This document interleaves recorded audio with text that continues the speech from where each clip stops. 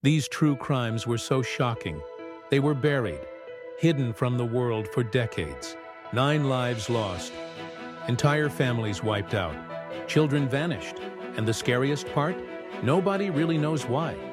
Stay tuned. The last case will leave you speechless. November 29, 1970. In Norway's remote Death Valley, a hiker discovers the charred body of a woman. Her identity has been systematically erased. All labels are cut from her clothes, and distinguishing marks are gone. Police find 2 suitcases in a train station locker, filled not with personal items but with wigs, disguises, and multiple passports, each bearing a different name. A diary contains a coded timeline of her travels across Europe.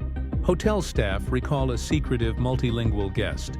At the height of the Cold War, was she a spy? Officially, her death was a suicide. But the strange clues suggest a darker story.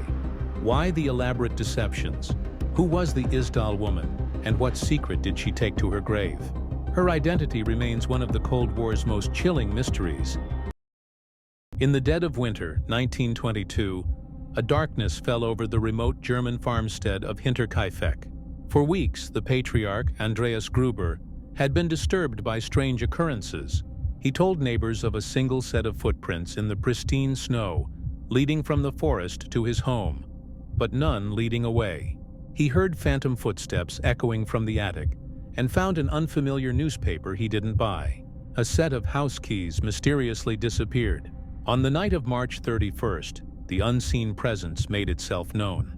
One by one, 4 members of the Gruber family were lured into the barn and brutally executed with a mattock. The killer then moved to the house, murdering the young grandson and the new maid, who had arrived on the farm only hours earlier. But the most grotesque part of the story was yet to be discovered. For the next 3 days, the killer lived in the house with the 6 bodies.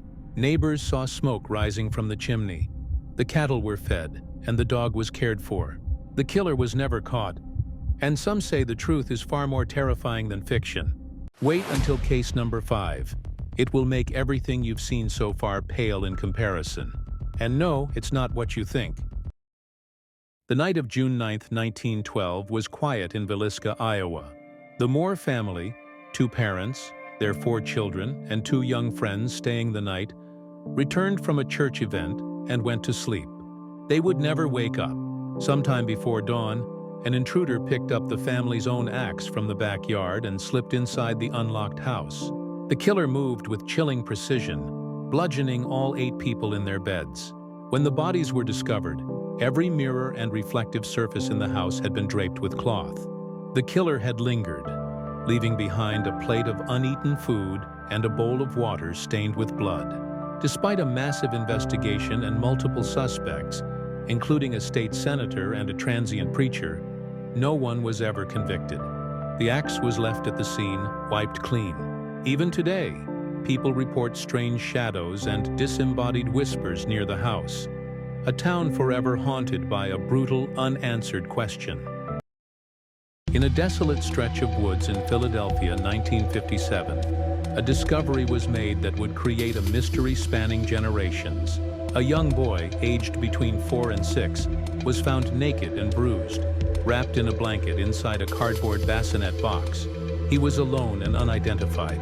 An unprecedented police effort began, with the boy's post-mortem photo and sketch placed on flyers and plastered in every post office. But no one came forward. The trail went cold almost immediately. For decades, he was known only as the boy in the box, America's unknown child. The case haunted the city, with theories emerging and fading, and crucial evidence mysteriously disappearing over time. Was it an accident covered up or something more sinister? Even the lead investigators were baffled, with some files allegedly being destroyed. Intentionally? After 65 years, DNA finally gave him a name, but it did not identify his killer. The mystery of who did this and why remains locked in the silence of the past. In Brazil, 1966, 2 electronics technicians were found dead on a hill, wearing formal suits and bizarre, homemade lead masks. There were no wounds, no weapons, and no signs of a struggle. Next to their bodies was a small notebook containing a series of cryptic instructions. At 4:30 p.m., Be at the agreed place. At 6:30 p.m., ingest capsules. After the effect, protect metals, and await the mask signal. This case is so strange, even seasoned detectives are scratching their heads. What capsules were they supposed to ingest? And what signal were they waiting for? Autopsies could find no clear cause of death. Theories ranged from a botched scientific experiment to a deadly encounter with extraterrestrials. Were they spiritualists attempting to cross a dimensional plane? Or had they stumbled upon something they weren't meant to see? Even decades later, investigators are still puzzled. And the lead masks case remains one of history's most baffling unsolved mysteries. These crimes weren't just shocking. They were hidden from the world, swallowed by silence and secrecy. We've seen the haunting isolation of children lost to the world, and twins locked in a pact so deep it cost a life.